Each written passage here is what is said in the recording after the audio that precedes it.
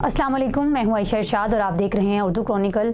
नाजरीन, जैसा कि आप सब लोग जानते हैं कि जो सेलिब्रिटीज़ होती हैं, एंकर पर्सन्स होते हैं या शोबिज़ इंडस्ट्री से ताल्लुक़ रखने वाले होते हैं, कोई भी सेलिब्रिटी होती है उसके बारे में अक्सर कभी ना कभी कोई ना कोई कंट्रोवर्सी जो है वो सामने आती रहती है।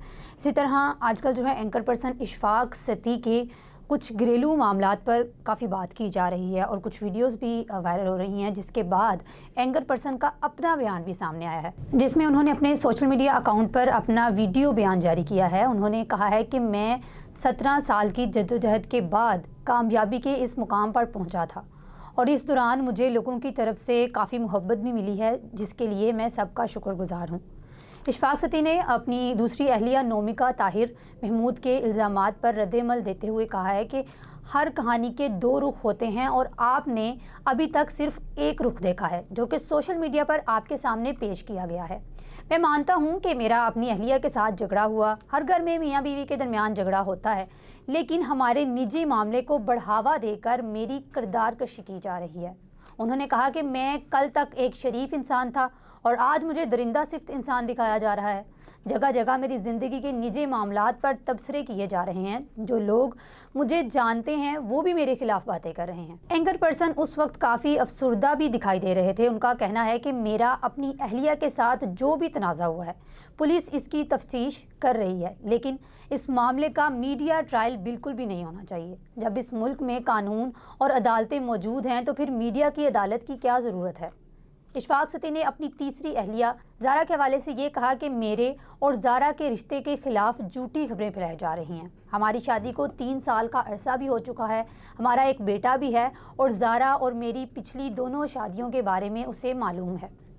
उन्होंने कहा कि मैंने हमेशा अपनी दूसरी अहलिया नोमिका को अव्वलीन तरजीह दी है, क्योंकि वो मेरी साबिका अहलिया के बच्चों के साथ रह रही थी, लेकिन वो बार बार मुझसे यही तकाजा कर रही थी कि अपनी तीसरी बीवी ज़ारा को तलाक दे दो। जैसे ही मीडिया पर इशफाक अहमद के बारे में ये तमाम बातें हो रही थी तो कुछ एंकर पर्सन्स ने भी इन पर तनकीद शुरू कर दी, जिसके बाद इशफाक सती ने मारूफ व मकबूल एंकर पर्सन राबिया अनम से मुखातिब होते हुए कहा कि आप मुझे ज़ाती तौर पर तनकीद का निशाना बना रही हैं।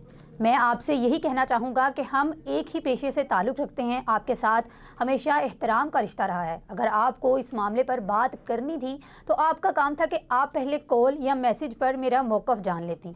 उन्होंने कहा कि मैं राबिया अनम की जानिब से मेरे किरदार पर कही गई बातों की वजह से ज़हनी अज़ियत में मुब्तला हो गया हूँ और अगर मैंने तंग आकर अपने साथ कुछ भी गलत कर लिया तो इसकी ज़िम्मेदार राबिया अनम होगी, क्योंकि जब इंसान ज़हनी अज़ियत का शिकार होता है तो वो तंग आकर ख़ुद को ख़त्म भी कर लेता है। एंकर पर्सन ने मज़ीद कहा कि मुझे, मेरी बीवी और मेरे बच्चों को धमकियाँ मिल रही हैं। अगर हम में से किसी को भी कुछ हुआ तो इसकी ज़िम्मेदार राबिया अनम होगी।